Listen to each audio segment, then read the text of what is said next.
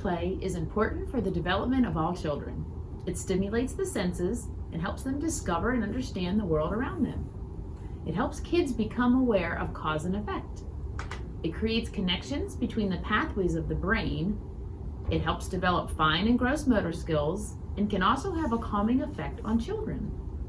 So we have the sensory quilts today, and sensory quilts are a fun way for parents and children to play together. Children can explore a variety of textures which are specifically geared to stimulate the child's senses and cognitive skills, such as object permanence, spatial awareness, and problem solving. By talking about the different sensory experiences while playing, you are developing language and vocabulary. We have just some fun scenes here. This was done by a local quilting group that they donated to the library.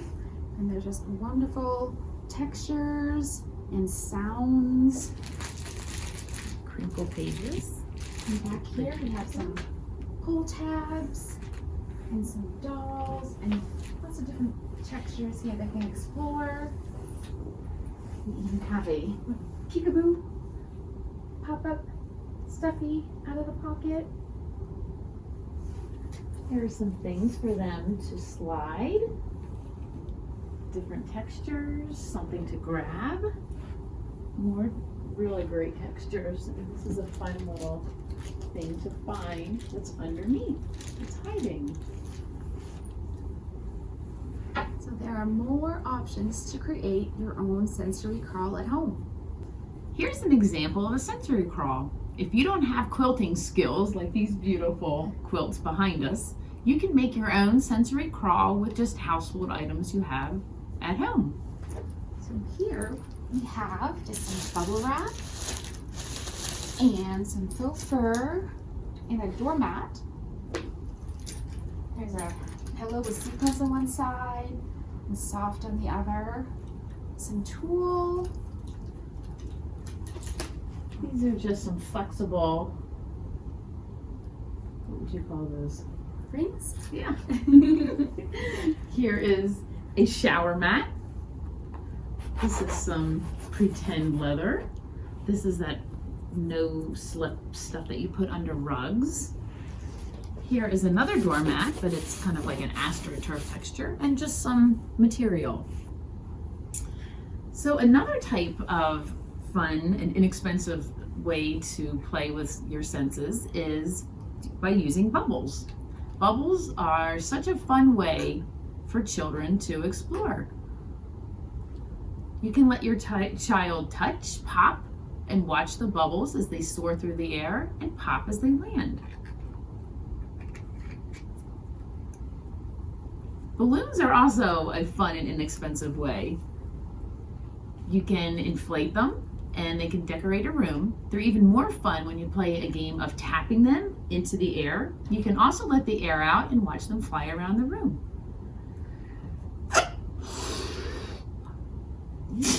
Whoa! So we have other examples for you. Magnetiles help with critical thinking skills, problem solving, and imaginative play. Children struggling with sensory issues, attention and focus, motor planning, spatial awareness, and fine motor skills greatly benefit from playing with magnetiles. They are an open-ended construction toy that really gets the children thinking. So we have just regular blocks with square shapes. We've seen children build houses from these. You really have to know which angle so that they're will stick together.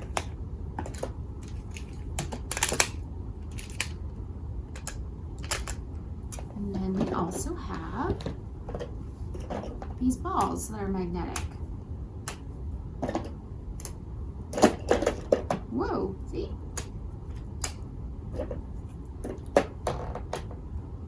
Yep, just an open-ended play, building and creating. And so sensory tubes are another example of some ways to explore. These are some tubes that you can find online. They're fun to watch things. Here's some sand that goes down. You can also make an easy and inexpensive sensory bottle for your baby or toddler. All you need is an empty water bottle. Have your child help fill it up with different objects. Little ones can shake and roll the bottle to make the objects move around. This is a great way to teach self-regulation, and it helps them calm down by focusing their attention on the moving objects. So here are just some little rubber bands without water, and in this bottle, here they are with water.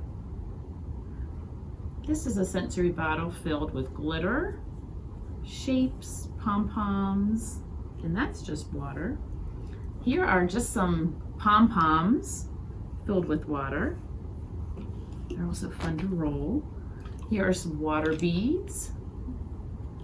And this was just a put anything in a bottle kind of a thing, which is fun to play with an I Spy bin.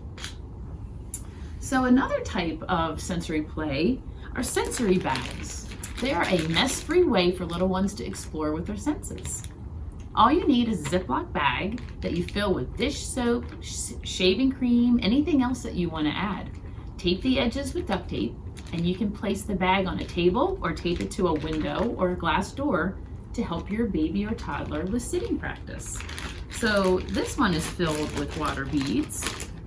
This one is filled with sand and has a couple seashells, and this one is just either hair gel or dish soap and has a couple little objects in it. Now we're going to talk about sensory bins. Sensory bins offer children a hands-on way to explore their world using their hands and their senses. It allows them to try different materials and textures that they might typically avoid. You can fill up a bucket or a plastic bin with toys that are different sizes, textures, and colors. So I have a bunch of little things that I found around the house, things that are soft and squishy, things that make noise, some things that are fun to touch and pick up, and squeeze, and something rough. You can fill a bin with shaving cream, cotton balls, beans, rice, packing peanuts, elbow noodles, or use anything you think that would be fun to explore and play with. You can allow your toddler to explore with all of their senses. Here are a few of examples. So here's a sand bin. It's filled with some ocean animals and a couple of things that you would find at the beach.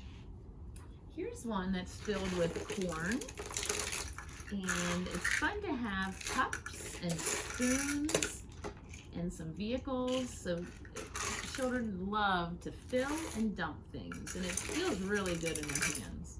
Here's another example. Here's just some noodles that are dyed green, and this is kind of a garden theme. And so it's fun to hide things, get them to stick in. Yeah, so it's another example of a sensory bin. Right.